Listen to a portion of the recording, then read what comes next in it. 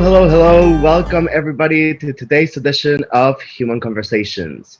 I am James S.O.U.L, the creative director of the International Institute of Humanology, and I have the utmost pleasure of sharing with you guys today the topic for the day.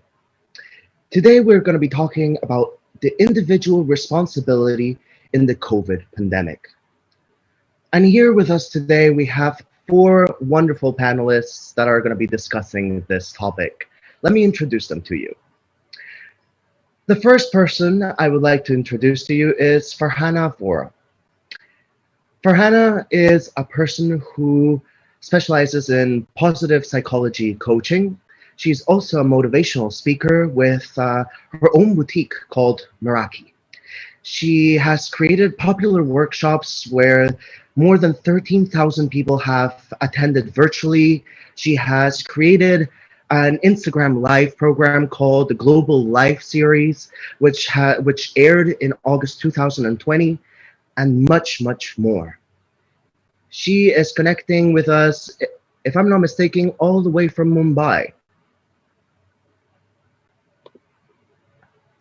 Hi, Farhana. Thank you for being here with us today.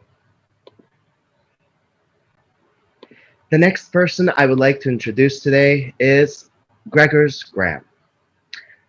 Gregors Graham is a virus and vaccine researcher with a PhD and having performed research in several different projects, as well as being the project manager for certain projects with viruses, with immunology and vaccines for over 20 years.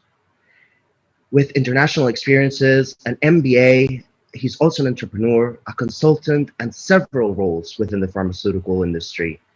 He's currently working in the public sector with a program and project management of COVID-19 vaccines in Denmark. Hi, Gregors. Thank you for being here with us today. Thank you. Then, least but not least, we have Sunmi Park. Sunmi is a pharmaceutical expert and doctor at a COVID-19 vaccination center in Switzerland. She is also a medical doctor, an expert in drug development, and much more. She is connecting with us today all the way from Switzerland. Hi, Sunmi. Thank you for being here with us.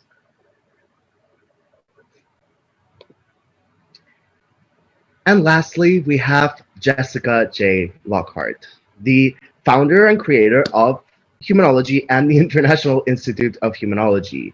She is also an international speaker, international author as well. She has multiple companies and businesses and collaborates with a bunch of different entities. Thank you for being here with us today. She's connecting from Panama. Thank you, James. Thank you so much for chairing this panel today, too. I'm so happy to have you here. It's my pleasure, as always. So, let us begin. Like I said, the topic for today is whose responsibility is the COVID-19 pandemic and personal responsibility when it comes to that topic. So, the first question we have for our panelists is, what is, in your opinion, regarding whose responsibility this COVID-19 pandemic is? Farhana, if you would like to answer the question. Hi, good morning, good evening, different parts of the world. Very happy to be on this platform. Thank you, Jessica, for inviting me here. So without going into the origins and the whole controversy of COVID, because we've all been flooded with that, what I think I'd really like to stress on is, have the governments and the superpowers been aligned and been responsive, the catastrophe would have been reduced. So for instance, we follow codes of behavior. We don't jump traffic lights. We stand in queues. We tend as a society to be listening to what the governments do. So when the governments are not aligned, this is exactly what happens. To go deeper, I think governments need to invest in education and health. And the reason I'm saying education and health is because I'm from India. I've got 1.3 billion people out here. Indians head leading international companies. We've got doctors, ITs. Education plays a very, very important role in our country. And yet, when we observe, and this is an interesting statistic, I like bringing statistics to make a point. The largest state we have is Bihar, probably one of the largest states. We have one doctor for 42,000 people. In Delhi, it's one doctor for 2,200 people. Now, what does the WHO suggest? One for 1,000 people. You know, a lack of workforce is driven by attrition. Almost 30% of doctors don't have a job here. They move.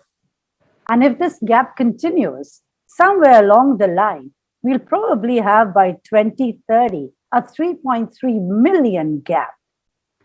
So what I'm saying right here essentially is governments need to take a lot more responsibility here. They need to have education and health in place. Once you have these two key factors in place, the world becomes a better place altogether. Yeah, I hope I've answered my question. Yes. Okay. Of course. Thank you, Farhana. Thank you for that answer. Please, Gregors, the same question. Oh, your microphone. On mute. Thanks. I'd like to dig into this. What's the origin of this pandemic? Because I'm a scientist by nature, and this is a situation that is somehow unavoidable. It's the nature's course to sort of throw these kinds of pandemic at us. It's been going on for centuries, and probably also through the whole evolution. And now this is just now we are facing it once again. It's been around the flu pandemic in 100 years ago, and it also could be other pandemics been at the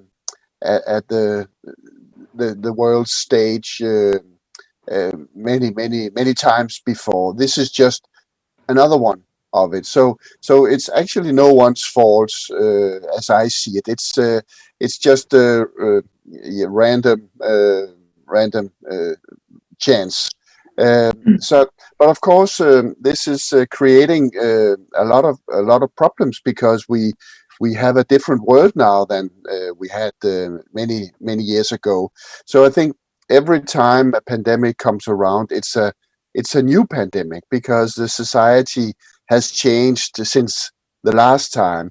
We're much more mobile than we were 100 years ago, and sort of these things will change the dynamics of a pandemic, of course. And then, of course, also the agent it could be something else, and something more benign, or something even worse. But it is such a pandemic that sort of tests our capabilities of managing it, and I think we will be much more prepared the next time, because we learned that being prepared is actually something that is highly valuable. So I do not do not point fingers at anyone to say whose responsibility is it.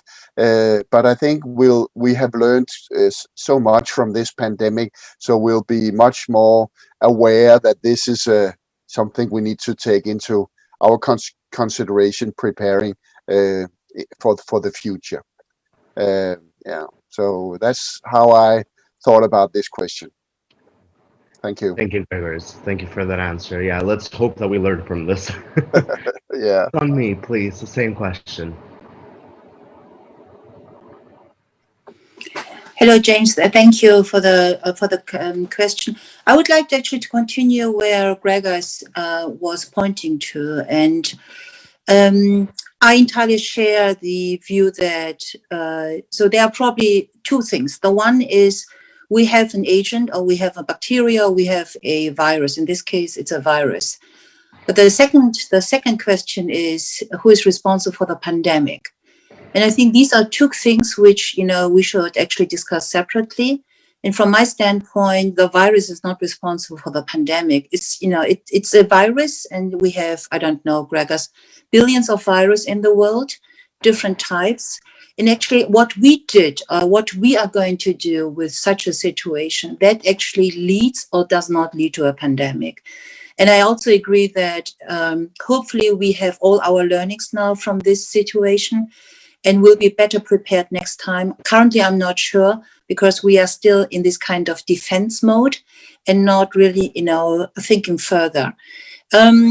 Going back now to the responsibility, I think, James, you mentioned that it's much more, it's actually Farhana, how we respond to such a situation, not who is responsible or who is guilty. It actually doesn't matter. But did we respond correctly? And is there anything we can do better? We have defined organizations in the world, whether it's WHO or country institutions, to monitor these similar cases where, diseases are coming up and there are outbreaks or outspreads. And it's the responsibility of certain institutions to look after that and really to make sure that the right preventive measures are in place.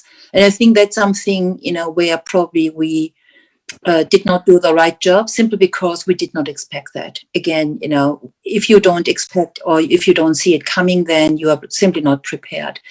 But in the third case, we all are responsible that such a infection or such a issue somewhere in the world actually led to a pandemic situation, because it's us traveling around the world.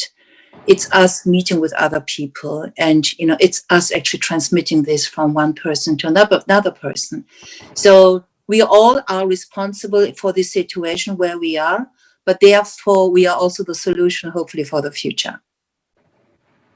Thank you, Sunmi. Thank you for the answer. Jessica, please, same question.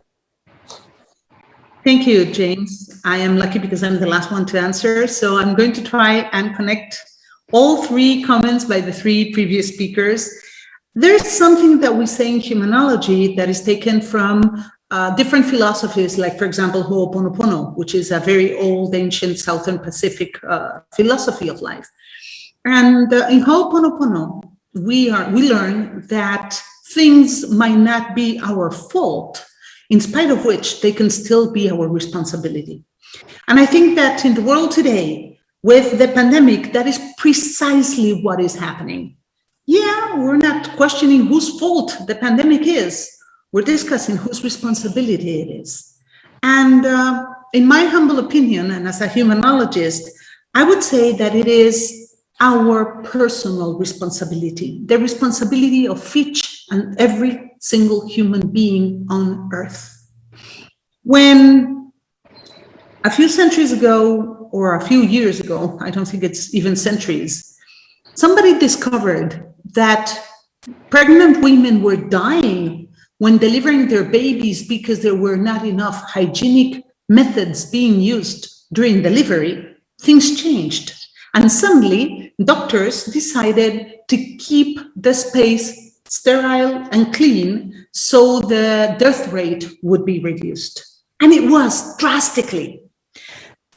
We learned from that. We learned that certain measures have to be adopted so we can reduce the death rate. When it was discovered that there was a sexually transmitted virus, HIV, that was killing millions of people in the world, there were certain measures recommended to cut down the death rate. Well, today we have those measures also recommended to us. We've been told over and over and over again to wear a mask, to wash our hands, and to keep our distance. Those are the tools we've been given to be responsible for this pandemic, to stop spreading it. Now there's vaccines that were being offered to protect ourselves, maybe to even protect others. But unless we are protected, unless we take care of our own health first, not only are we running the risk of falling sick, of getting sick, but we're also running the risk of continuing the spread, of continuing the pandemic in the world. So I think that one thing is whose fault is this pandemic, really. And something else is whose responsibility it is. I think it is your responsibility. Yeah, every one of you watching us today, it is your responsibility to really take control of what it is that you do, of what it is that how you react, of what it is that you tell and share, for example, with children or with young adults, so that we can all become real stoppers of this pandemic in the world. So that would be my answer, James. Thank you, Jessica. It's like they say, be the change you wish to see in the world, right? So thank you for that answer. Let's move on to the next question. The question we have is, there's been a lot of controversy with the different vaccines and the way the whole situation is being handled in different places and by different groups of people. If the whole world united and created 3 rules for everybody to obey today, which ones do you think they should be? Please, Gregors, if you could answer the question. I'll be happy to. Thanks a lot. I think it's a very difficult question to answer. I mean, how can this at all be answered? I mean, it's really an intriguing question. But I tried to deal with it as good as I could, and I think the first thing I would give as a rule was to trust in science. I mean, trust in the scientists, trust in the doctors, trust in the professionals that have this as a work, that has deep insights into whatever issue it might be. Trust that they will actually be responsible, be making the right choices for you that probably are not as expert as the other ones. Of course, it shouldn't be like a blind trust, but at the same time, respect expertise that lies without your own area of expertise. I think that would have created so much more momentum around the world if that had been the case. So that's the rule number 1. And another rule is, I think, is that do not trust there is a miracle cure. I mean, there is no easy way to cope with this. You cannot just, throw a ball and then it would be all over.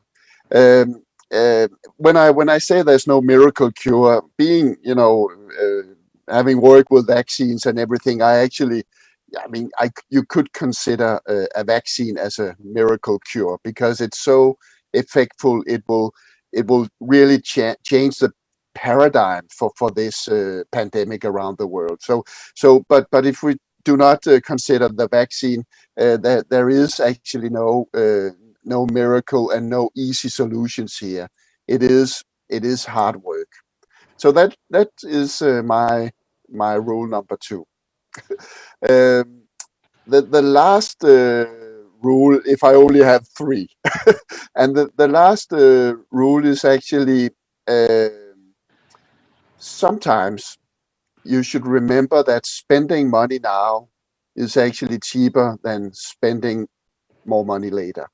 And by that is, I think, helping society recover, helping people recover, make things as smooth as possible to make the transition out of this pandemic as easy as possible. I think that is actually the wisest way to spend your money or invest in the society. And I think investing, $1 upfront now will actually make it much faster to earn that money back instead of not using it now and then wait even longer before you are able to make money. So the third advice or rule should be invest wisely upfront. Thank you. Thank you, Gregors. Thank you for your 3 rules. So, me, the same question. Gregor, you set the bar. I love the roots. I think this is a great starter, and I think you covered the whole picture. But I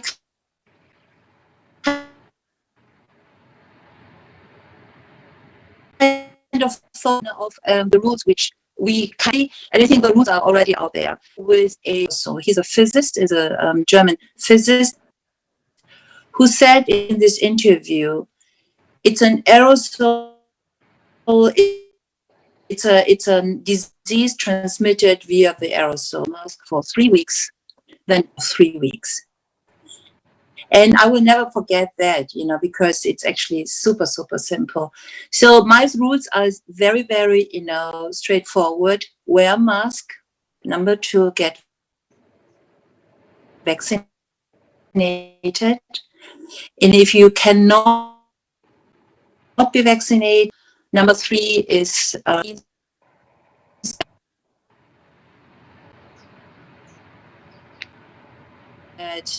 you don't have to sit out like testing, and simply follow the rules, meeting outside and thinking about the aerosols every time.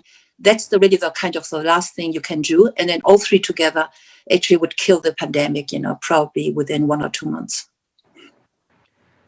So just in case, because I noticed that we've experienced a little bit of technical difficulties, to recapitulate on your rules on me, the first one is wear a mask, get vaccinated when you can, and if you can't get vaccinated, follow the rules and the protocols. Limit your contacts and get self-tested if you have to meet with people. Okay, perfect. Thank you so much. Farhana, please, the same question. Hi. Well, I've had 2 eminent doctors cover major points out here.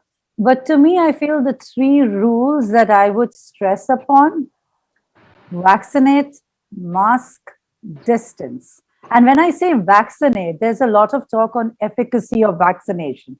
Please just take the one that is most easily available. Don't go into percentages. It does not matter. What's available is what you take. And when I say vaccinate and then mask, is because even after you have vaccinated, you have the responsibility to wear a mask. You can be a carrier. You can be a transfer. Distance. We've actually worked through the smallpox. We've worked through the polio. Give it time. Give the scientists time to make us come out of this. Like Greg said, it's not a miracle if I'm vaccinated. It's not. It's not a miracle cure that I'm fine. I need to be socially responsible. I need to understand that we are 7 billion people. Give it time. The virus is around. It's my responsibility. But I'm actually going to step a little into the future. So after we all are vaccinated, 50, 60%, whatever is the norm that says we are safe, I think some kind of a mandatory ID needs to be created, that says I'm vaccinated, so I can get into an airplane. I can go to a restaurant. I can go to a cinema hall. So any of the public places, I think those kind of IDs need to be enforced. In fact, every institution can go about and do that. So whether it's a school where my kids are going to, as a mother, I didn't send my child to school when they had a flu. Okay. I would like to see the similar attitude being employed here.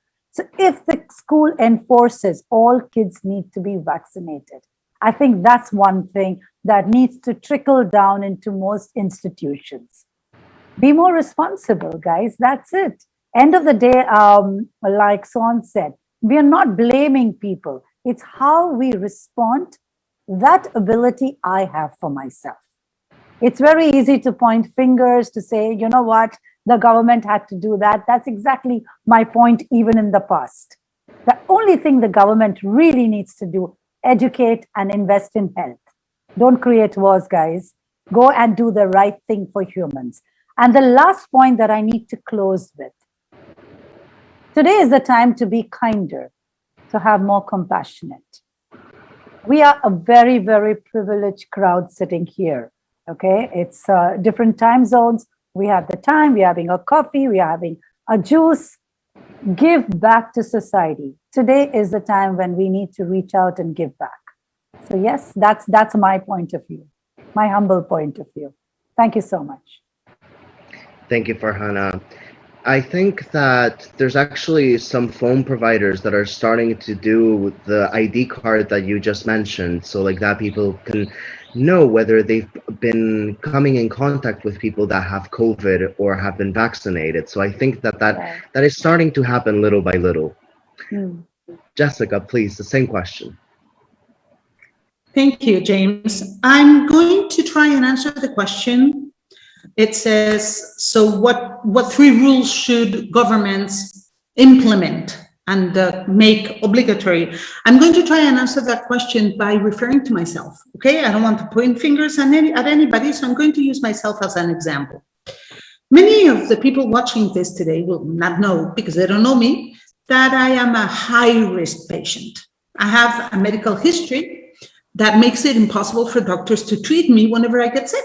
I can't take any medication, anesthesia doesn't work for me. I mean, I get sick and doctors go crazy because they can't treat me.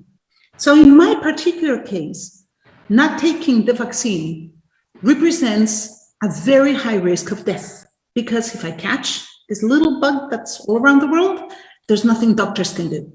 So having said that, I talk to people all around the world every day, and I encounter people who say, you know what, you are at risk, you get the vaccine.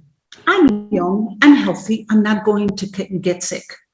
And my answer is, yeah, you might not get as sick as I do, but then you might make me sick. Well, that's why you take the vaccine. Well, what about those people who can't take the vaccine? As Farhana just said, I am a very privileged woman who can find the means to get the vaccine. But there's millions upon millions of human beings on Earth who are not as privileged.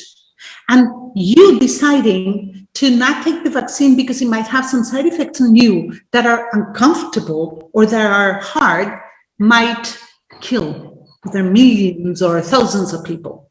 So what should the government do in that case? Well, if instead of a virus attacking humanity, the aliens had come from outer space to attack humanity, do you think governments would have then liaised and created a common defense for humanity? I tend to think they would have. You know, I think they would have done whatever it takes to protect their people, because that is their #1 job. Governments are selected and elected to protect their population. And by not making, for example, vaccines forcible, they are not protecting an important part of the population who can get infected and die. So even though I do agree with individual freedom, I think that individual freedom can only go as far as that freedom doesn't kill other human beings.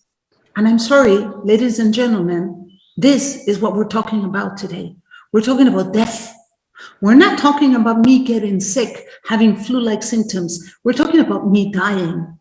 And not me, thousands upon thousands out there. So my 3 rules. First, I think governments should implement obligatory vaccinations like they did for kids in the past. Sorry, because we're protecting everybody else, not just me.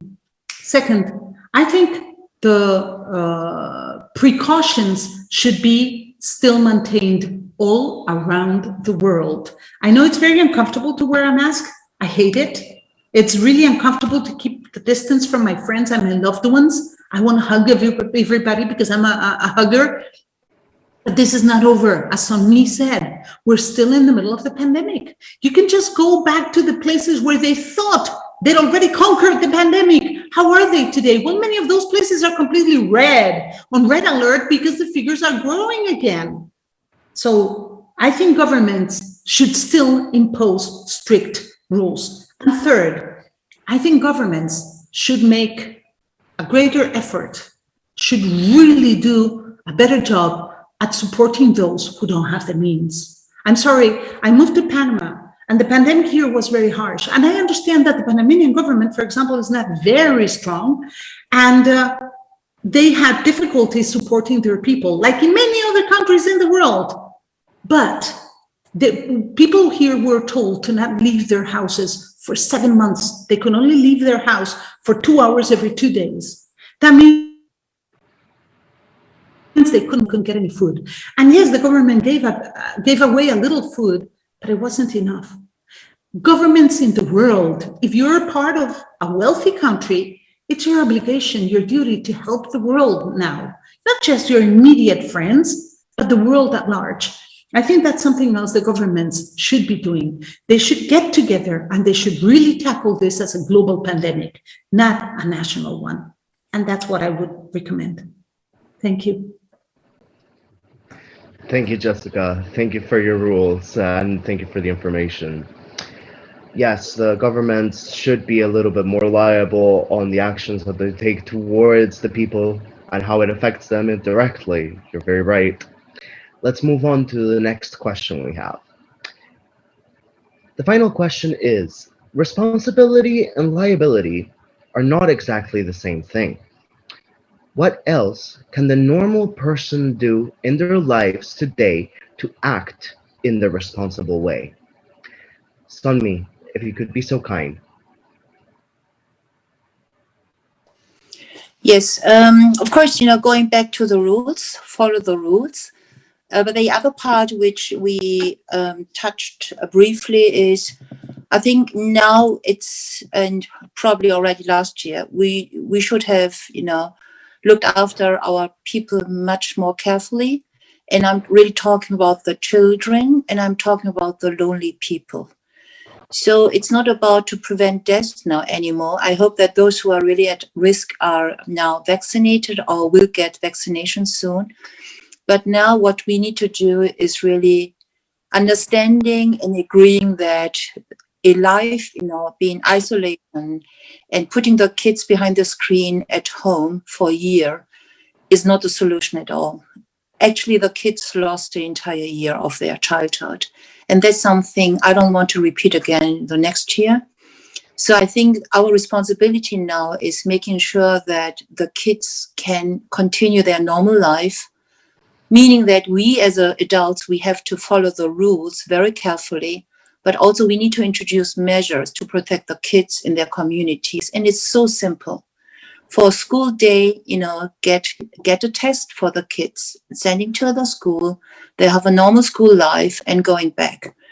And it's the same with the lonely people. There is no excuse in the world that we do not visit our parents, our grandparents, simply because we are afraid, to bring the virus into their home. Do a test before that, and then you can really continue, hugging each other, Jessica. It's not hugging people. This is something which is absolutely, almost a killer, right? So therefore, but there are measures, and either you are vaccinated, or if you can't do that, do a test, making sure that you know whether you are, negative or positive. And then you can do whatever you want and continue your normal emotional life, and especially supporting the children and the lonely people here just next to you. I think that's something I really would like to see much more, in the next few months and years. And believe me, this pandemic will continue, and it's our job whether this will stay as a pandemic or whether it's a controlled setting, another flu, which we also need then to control, but then we need to follow the measures then. Thank you, James. Thank you, Sunmi. Thank you for the answer. Yes, it's so important to be able to maintain that childhood and not lose any more years of that. You're absolutely right. Farhana, please, if you could answer the question. Well, humans have been around for many centuries.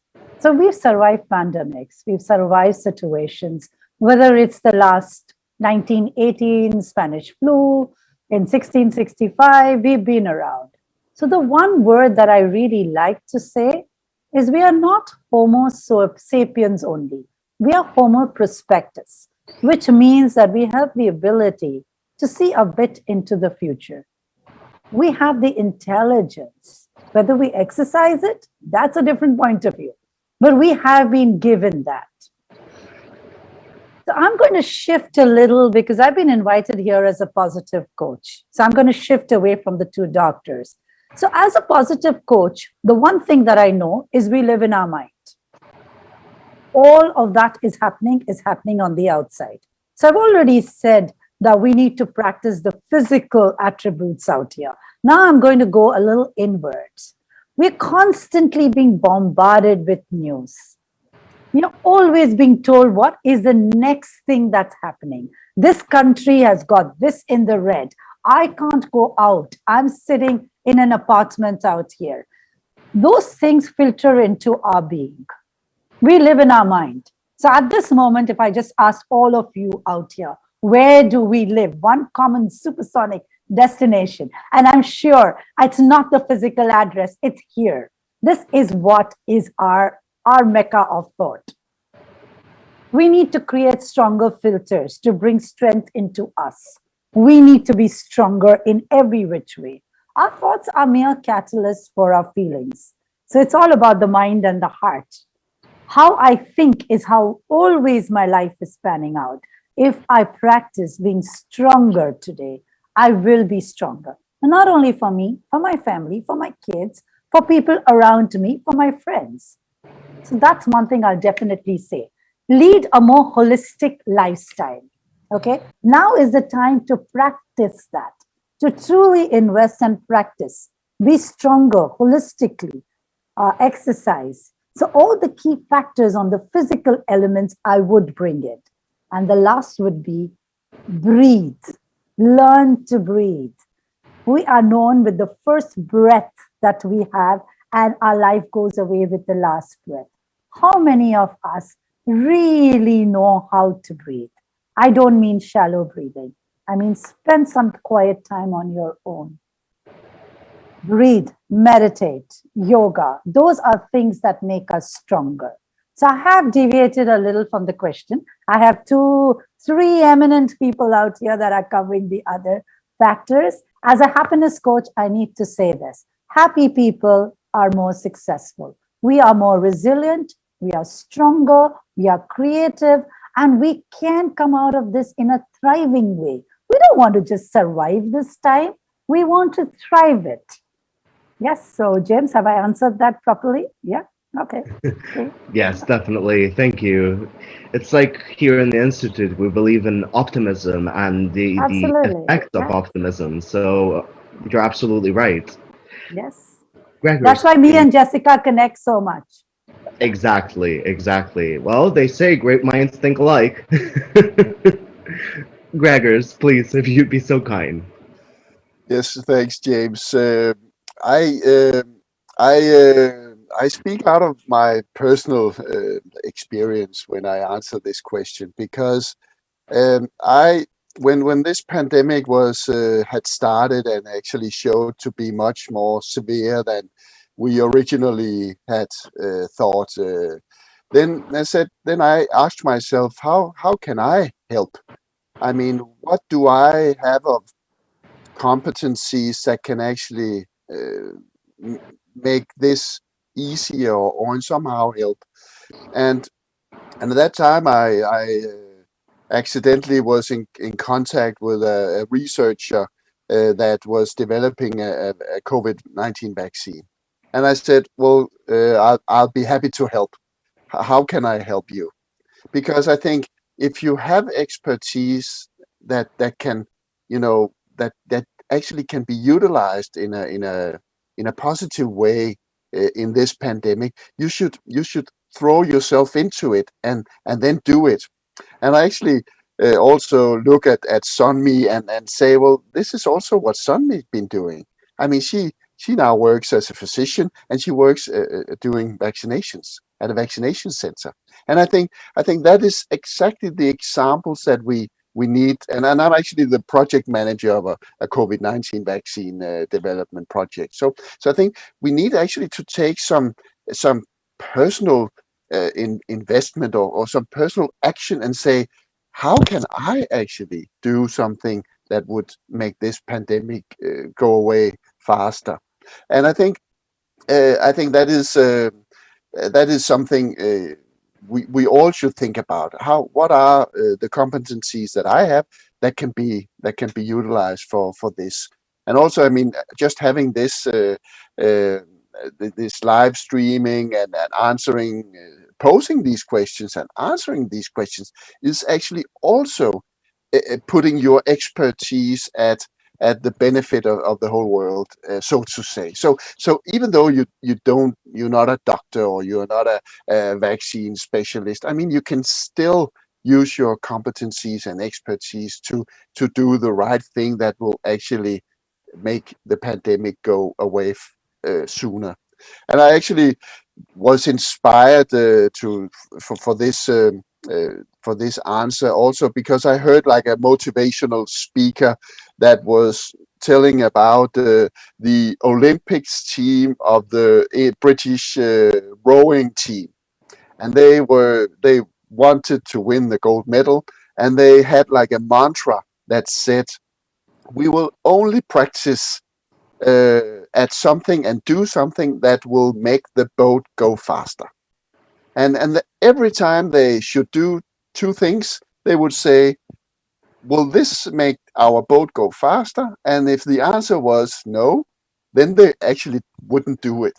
And it came to this point, as I heard, that when they were asked to, go in the opening ceremony for the Olympic game, they asked themselves the same question: will this activity make the boat go faster? And they said, no, actually not. So they didn't participate in the opening ceremony when they walked around the stadium so I think, I mean, that is a commitment in some way. And I think, but just framing that question, and also, if I ask myself every time I do something in the pandemic situation, and I said, well, if I go out with friends and without tests, as Sunmi said, without protecting me and others, will I make the pandemic go away faster?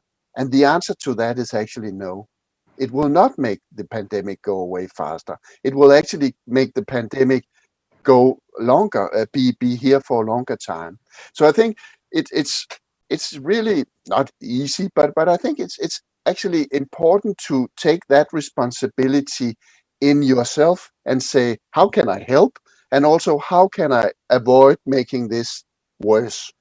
And of course, I also know that I live in Denmark. It's a very privileged country where we have test facilities free of charge. We get the vaccine free of charge.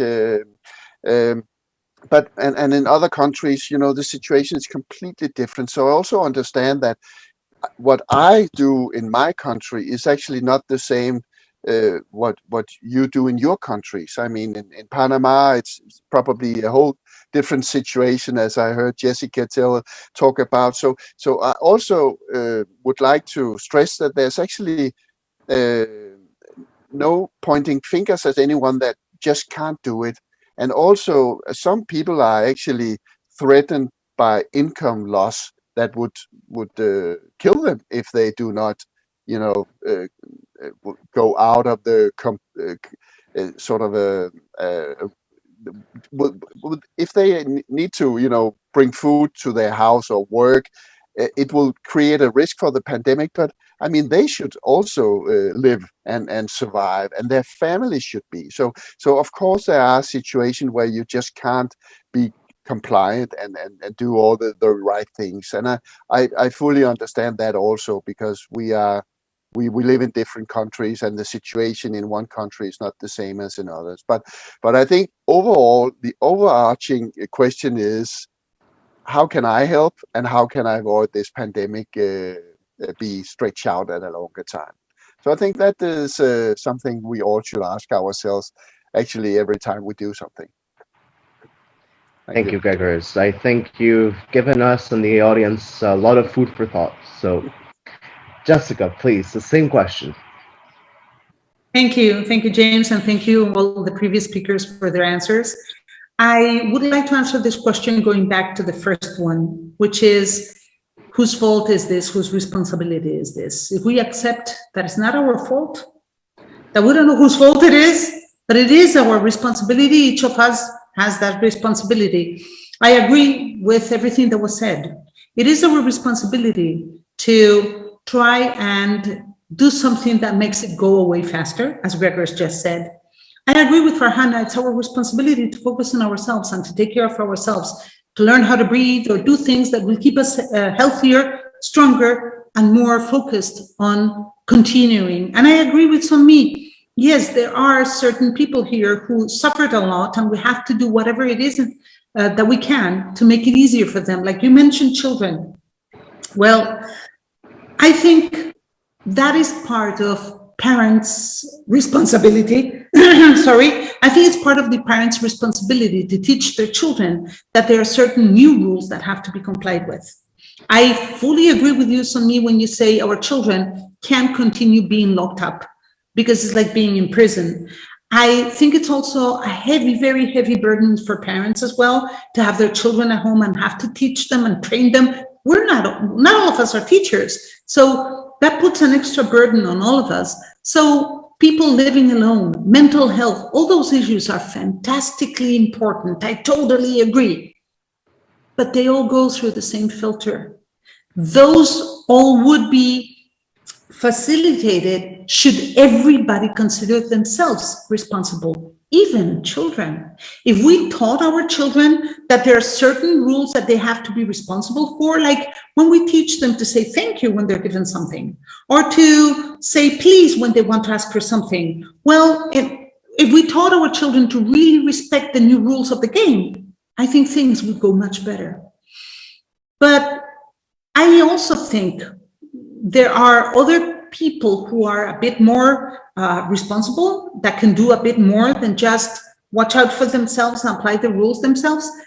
I will just use our example. We are the International Institute of Humanology. We study and explain human beings.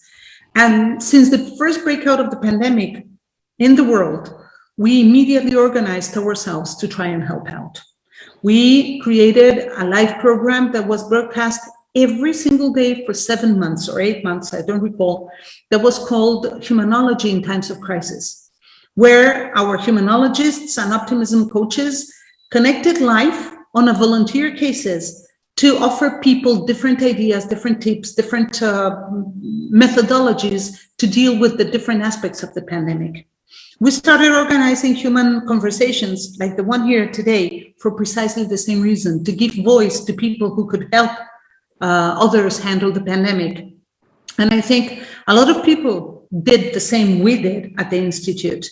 I think those of us who can offer a bigger hand should do it.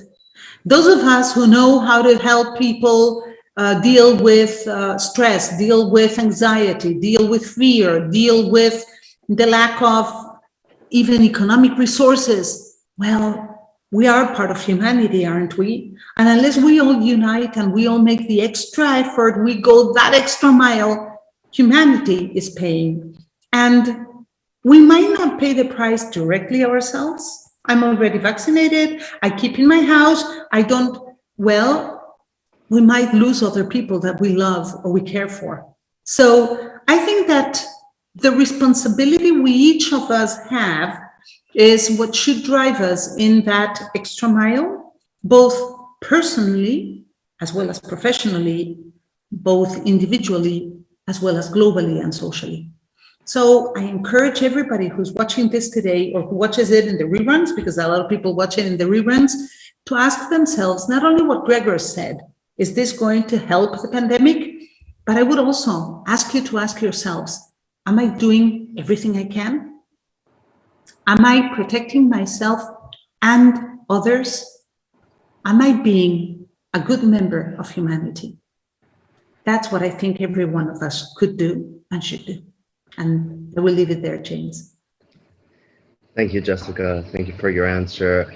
I would like to actually ask the public that if they themselves would like to answer this question with what else can the normal person do to act more responsibly in this situation, please feel free to write down your answer on the comments, because it's like we mentioned, all perspectives help, and maybe you thought of something that we didn't think of. So I encourage our public to write down their comments, write down their answers to these questions as well. Now, I would like to say that this concludes the prepared question section of our panelists, our roundtable discussion. However, now comes the most interesting part, which are the questions from the public. And I see that we have quite a few already, so let us begin. In this part, any of the panelists can answer the questions. You don't have to ask, you can just go for it. This is more of a conversation. After all, it is human conversations. So the first question we have from the public is, how can we convince those who reject the vaccine to help and take it? That's a good question. Who would like to answer this? Farhana, go for it. So as I said before, right, when we talked about responsibilities, that is a thing where the government has to make it mandatory. There is no question that you can't take the vaccine. You want to be a member of society. Yeah, I'm not going into free will and freedom of choice, but when your freedom of choice can hurt me and can damage the larger good of humanity, then that should be addressed.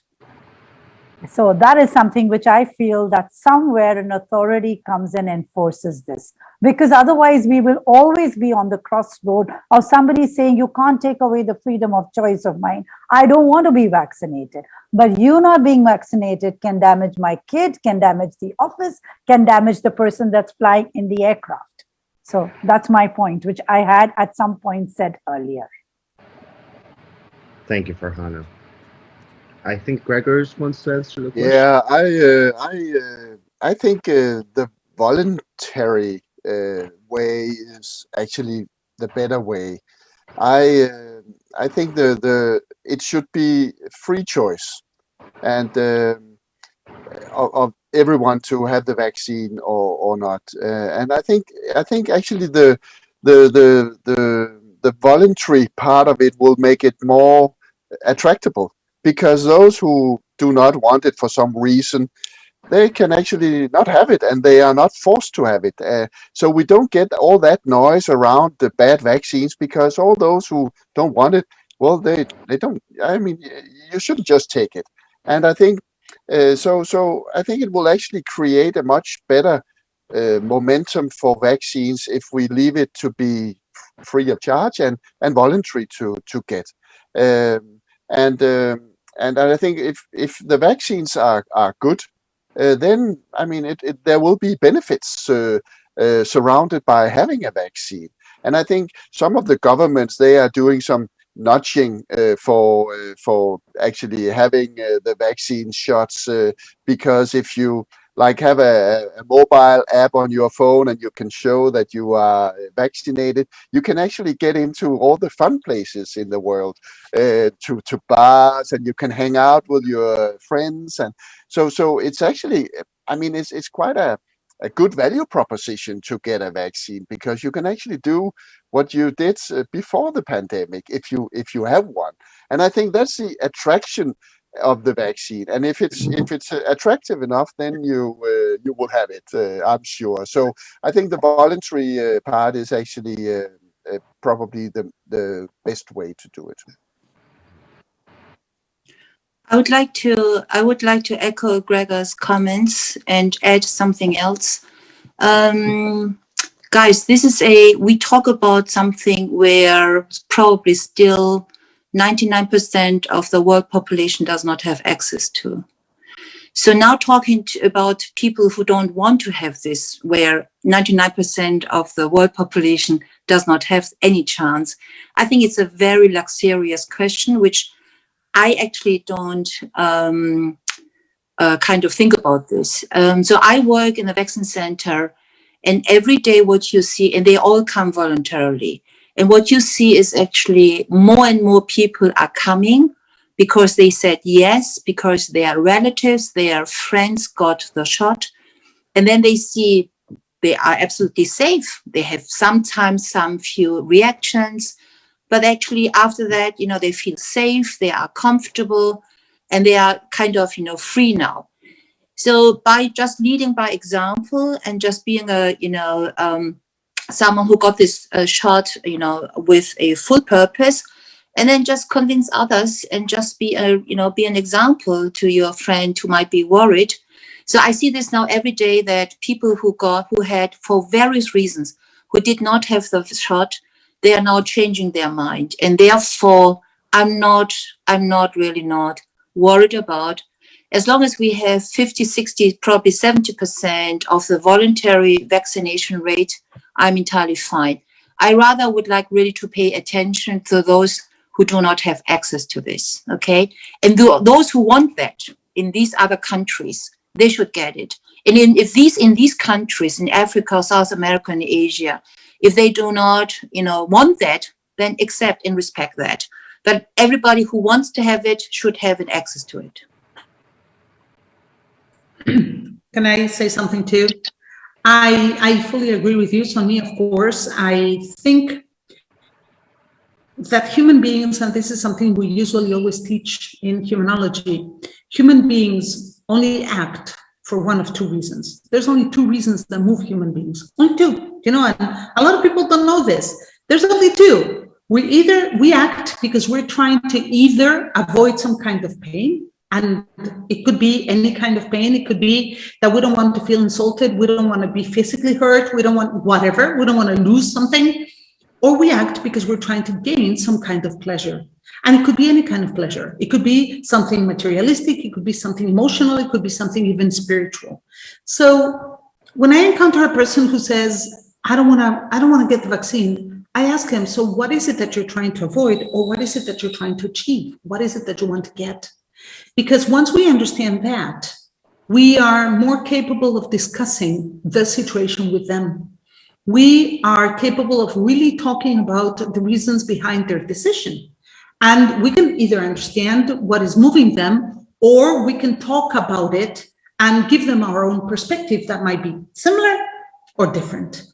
And I think that when we do that, when we start talking about what we have in common instead of what separates us, we can really establish a real conversation. So let me give you an example. I was talking to a friend of mine the other day, and she happens to be in the US, and she told me she was not going to take the vaccine because she thinks this is something really evil. That was her word. And I told her, well, in my case, I need to take the vaccine because it's the only safeguard I have for my health. And the only guarantee that this will not kill me sooner or later. So when we started talking, had I started fighting her belief that that was something evil, we could have even gotten into a discussion, very nasty discussion. So what I tried to do was to look for what we had in common. So I asked her, so what is it that you are trying to avoid or that you're trying to get? And we started talking about that. I think that going back to that commonality can facilitate the conversation and can make it an easier conversation.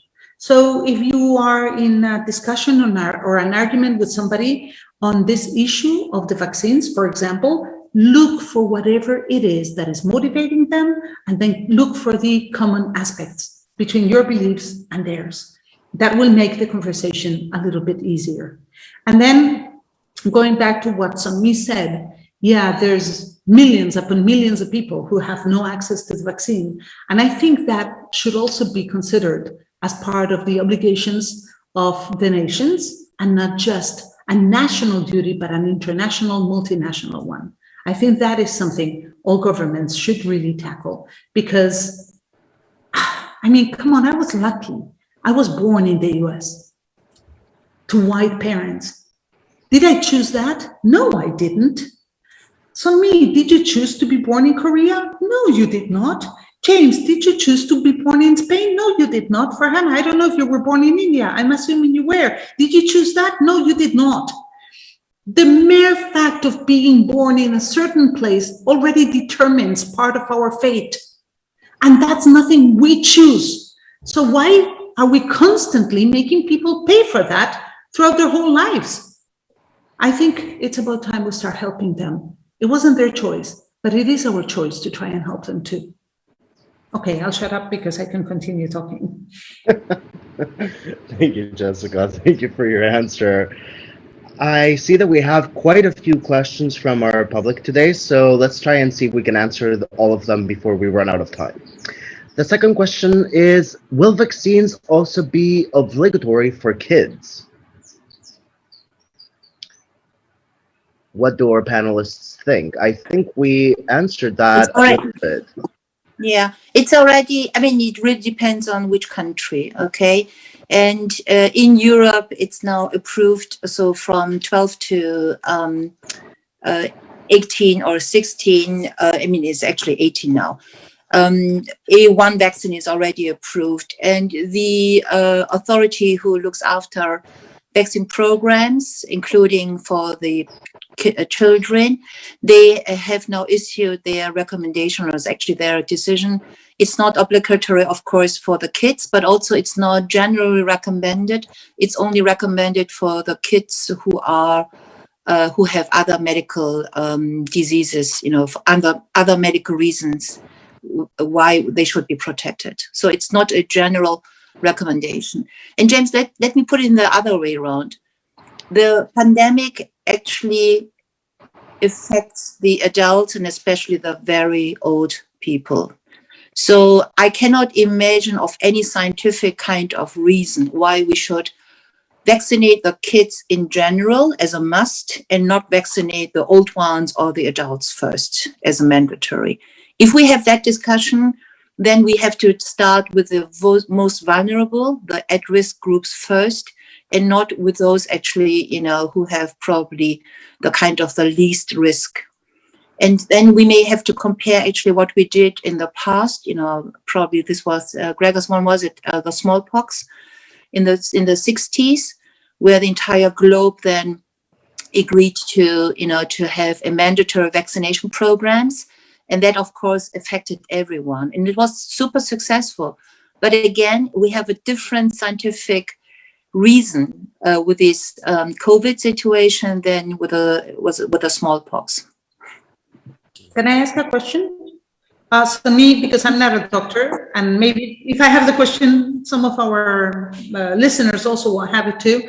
So if the kids are not at risk and they are not being vaccinated, does that mean that you expect like this whole pandemic situation to not affect the kids in the longer run? Is it like you expect them to have natural immunity against COVID in the longer run?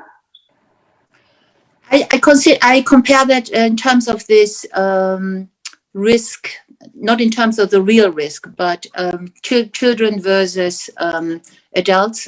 It's a little bit similar to the flu situation, where we also do not vaccinate the children in general. And in the flu situation, because the risk really to having a very, very severe outcome is much, much bigger with a COVID situation. That's why we really, you know, recommend the vaccinations to everyone, especially to the adult one. In the flu program, depending on the country, you rather recommend that to the high risk people, like, you know, who are more than 60 years old. So that's flu. The flu, you know, recommendations are based on super, super long experience and expertise now. And, you know, I think that's something where we need to find actually learnings and to adapt this and to use this for our COVID situation. I do not believe that all kids will be infected automatically with COVID in the next 12 months. So it's not that everybody gets this, you know, simply because they are not vaccinated. Again, as I said, we need to continue with our protection measures every time in order to not to let it in our life. The vaccination is important because we stop it at a certain time point, and we, as those who are at risk, we don't have that risk anymore really to end up with a very, very severe outcome of COVID disease. But the kids have less risk of getting a very severe form of COVID infection. And therefore, parents may decide not to get vaccinations to their kids. And this is a absolutely reasonable decision and shared also by, by scientists who are decision makers in certain governments. I actually have a question myself for you guys, because you mentioned smallpox. I remember having to put that vaccine, the chickenpox vaccine, at school. We were in lines in the cafeteria, and there was a nurse there that would have to put on the injection, and it was mandatory. All children had to put it on no matter what. If not, you weren't allowed to come to school. Is there a way that we could simulate that with the chickenpox, but with adults with the COVID vaccines now? Like, for example, that they have to put it on in order to access their job, or if not, they're not allowed. Like, we have mandatory drug tests, and that you are not able to opt out. Well, you can if you decide to not work at that job any longer, but if you wish to continue working, you have to do it. Is there a way that we could maybe create something like that? Technically, we can do whatever we want, James, but going back to science, why should we do that?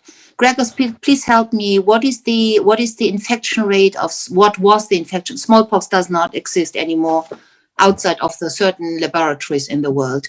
But Gregor, what was the infection rate and the death rate of smallpox? I can't remember, but it was quite high.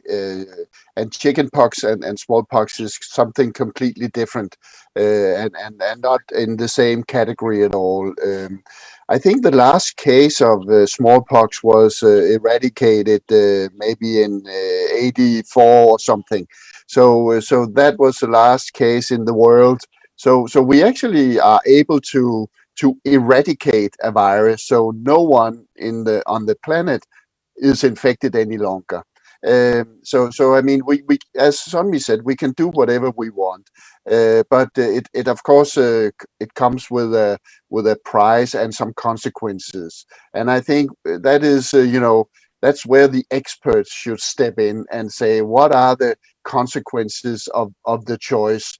And of course, the consequences of a choice in my country is, of course, not the same as the consequences in your country. So there will be different scenarios. One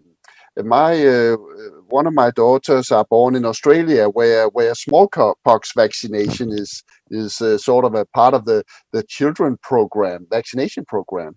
But in Denmark, it's not. So in Australia they have it, but in Denmark they haven't have it. So it's from country to country, and I think that is probably a good way of handling it, because we have different scenarios, different health systems, and things like that. So we should adapt the measures to the local or the national environment. Can I just go back to the smallpox example? So really to avoid any misunderstanding, the world agreed, and please, I really can't recall exactly. I think it was in the 60s, 70s, to eradicate this disease from the earth, from the globe, because the infection rate was super high, the transmission rate. The chance to get it and then to give it to another person was absolutely high. I don't have the exact number. And number two, it led to death, in major cases. So because of that, it was then a decision by the globe, by all the countries in the world, to get rid of this virus, in the world altogether. And this was a program run by WHO, and they really then eradicated the last one somewhere in a small village somewhere in Africa, or India and Asia. My point is, this is something we cannot compare to the COVID. And we all agree COVID is super, super dangerous among the virus at the moment. But this is not the same number as we had seen with smallpox, and therefore the measures are different. And that's a reason why we are still talking about voluntary measures and not mandatory vaccinations. Okay. Thank you. Thank you for the information because I was not clear on that, and You're too it young for helps. that, Thank you. James. You No, don't but recall that anymore. I just want to add something here. When Greg says that this is something which is atypical per country or per region, and yet at the same point, today we are global citizens and people from Denmark are moving to Australia and from India. I have 1.3 billion people in India. Okay, I have staff from a state called Assam, and they have boycotted the vaccine there. So in her small village, there's a boycott on the vaccine. Is that freedom of choice or is that lack of information? Because they are so used to things that you have to do this. You have to take the smallpox, the DPTs, the various vaccines, when they have to, the polio. So when you give that to somebody that may not have an educated choice, they not have this, the means that Jessica described, that we could have a conversation with them. And as a large village is just boycotting it, then how do you deal with that?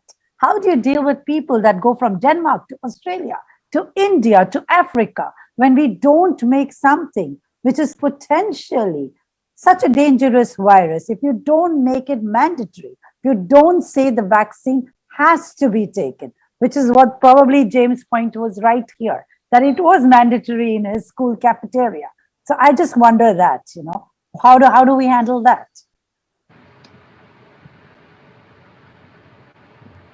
Yeah, I don't. I mean, it is difficult to do this, and of course also it's also dependent on education. I think, and of course, if people are moved by opinions of others and the media, then I think the stronger these currents will get, the maybe that will change the perception of people, and of course also sometimes in the wrong direction. And I think I hope and I believe that society is so strong that we can actually also cope with those who put themselves on the outside. That if somebody chooses, a whole village says, well, we don't want to vaccinate, well, okay, fine. You make your own decisions and I'll make my own decisions. So I think we can cope with that because it doesn't change the overall scenario of getting this pandemic under control. So I think make it just let it be, and the less noise it gets, the better. And there are, I mean, just to kind of, I think it's not yes or no thing. We do things mandatory. In order to get into a certain country, they need to have a test result. That's mandatory part. But it does not hurt the people. They don't have to accept that something, enters their body and stays there, and they are afraid of reactions. So tests are mandatory. And what I'm saying is that there are measures how you can prevent further outbreak or further outspread of the disease. And as long as we have these measures, we really need to use it.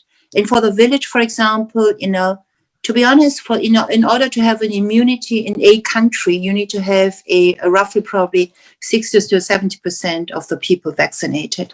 And if the village chooses to be part of this 30%, it's then their choice.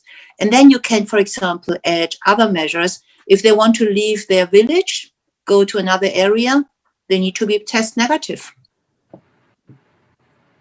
I want to add something to that, because I think one of the unique aspects of this pandemic versus the other ones we had in the world before is that we're connected. I mean, internet exists, and we are hearing everybody from everywhere talking about their own local situations, whereas before it was almost impossible. And when there were other pandemics, let's think about, for example, the Ebola outbreaks in Africa. Yeah, we read about that in the papers, but it's very far away. But today with the internet, everything is closer. The world shrunk and become a smaller place. And I think that this has, like everything else in life, a positive and a negative effect. The positive effect is that we really know what's going on and we can have a lot of information. The negative aspect is that we don't really know what's going on because we can have a lot of wrong information.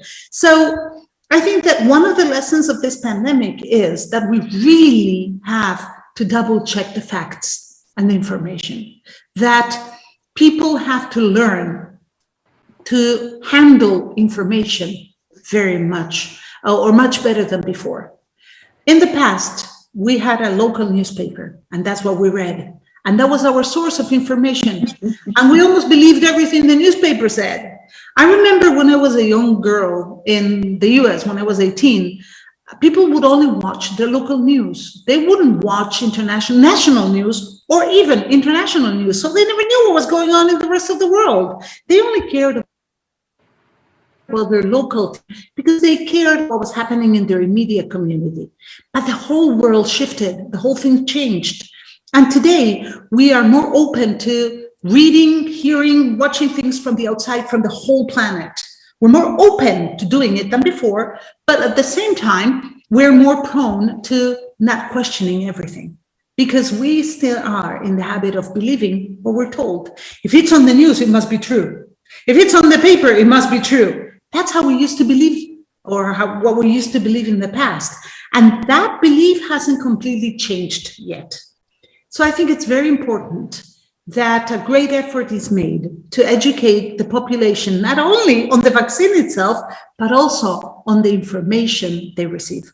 How to double check facts, how to really handle information properly, because there's a lot of misinformation and people suffer a lot because they don't really know what's going on, and that creates huge insecurity in them. A lot of the mental issues we're facing today as a result of the pandemic is also due to that fact, that insecurity created by the contradictory information everyone has been receiving. And I think that is another huge challenge humanity is facing today and should be tackled. Yes, Jessica, having so much information readily available to us over social media has caused a lot of problems throughout the pandemic, because a lot of people have received misinformation or false information, and they've acted upon that information thinking that it was true. You know, an example of this would be, for example, with the vaccines, how about they were telling women not to get certain vaccines because of the risk of blood clotting or having thrombosis. Of course, there are risks that can happen, but that does not mean that everybody is at risk, and that just because of that percentage, a person shouldn't have the vaccine. You know, it's the same way if a person eats a peanut and it gets stuck on their air vent and they need the Heimlich maneuver to get it out. Oh, I'm never going to eat peanuts again because this can happen and this is going to happen to me every single time. So then we can't limit ourselves with that. If we read on the internet, peanuts are bad for us because they can get lodged there, so don't eat them. Are we going to listen to that information? Or are we going to still eat the peanuts? I think that doctors, they've been covering this topic quite a bit, and I would like to know what's on me and what Gregors have to say about this.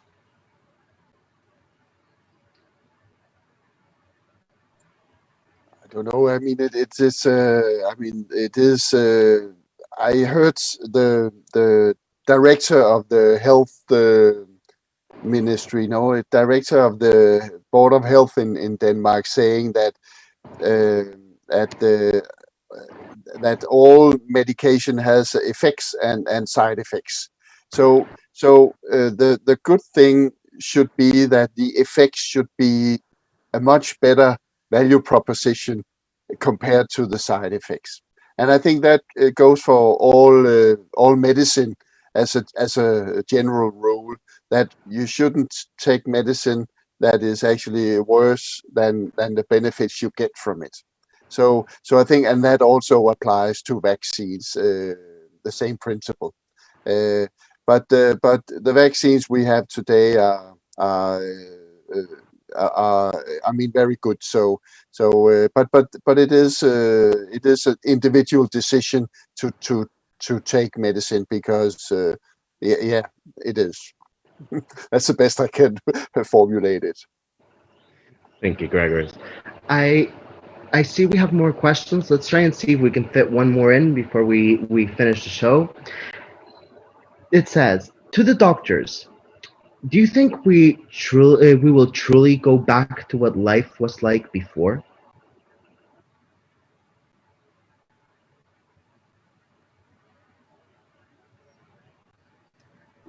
Or do you think I'm absolutely convinced. It may take time. Hopefully, during this summer, we are able to think about measures for the winter season. So in most countries, the numbers are dropping, probably due to the vaccination rate, but also number two, because of the weather, especially, at least in Europe. So, but then, this should not prevent us, or will not prevent us. In autumn, October, November, it may start again. But I hope that we all have learned now from the other, from the last year and this year, and to do measures, better. Number one is we have to keep up with the vaccination rate. So we need probably 60-70%. I'm not entirely sure the final number of the people being vaccinated in order to protect them individually, but also as a community. And number two is the self-testing has to be a part of our life. Whenever you go to a concert or cinema or to the school, get your self-test, and then you really then are able then to prevent from further transmission. And that's something which is, the only thing which we need to do. So I hope that this, starting probably from this winter, I hope that we can keep the schools open, we can run business as usual. In terms of few other things, I'm not entirely sure whether we will be back, in terms of nightclubs or disco, but that's not my area of expertise anyway. So, but for the other life, going grocery shopping, being in a restaurant, I hope that, and I'm quite sure if we continue with our measures, we will be on the safe side. Thank you. Thank you so much. Anybody else would like to answer this question? Yeah, I think it's a double question. I mean, I fully support what Sunmi said, but also ask myself sometimes, will we ever get back to the same page as before? Because now we actually know a lot about the values, what we treasure in life, which we've been taking away from us. Now we know how to more enjoy the things that we like. We are very comfortable doing Zoom calls all over the world, so we'll also be much more connected virtually than we would have been if we didn't. So I think there's a lot of changes have been happening, and also what I said before earlier, that I think our society are more prepared for the next round of another pandemic that will come, in the future. So I think actually we will never go back to the same, but that's more of a metaphysical thoughts than on the practical level. Thank you, Gregors. So I see we're running out of time. So if our panelists would like to say one last short message to our audience before we close the show, feel free to do so now.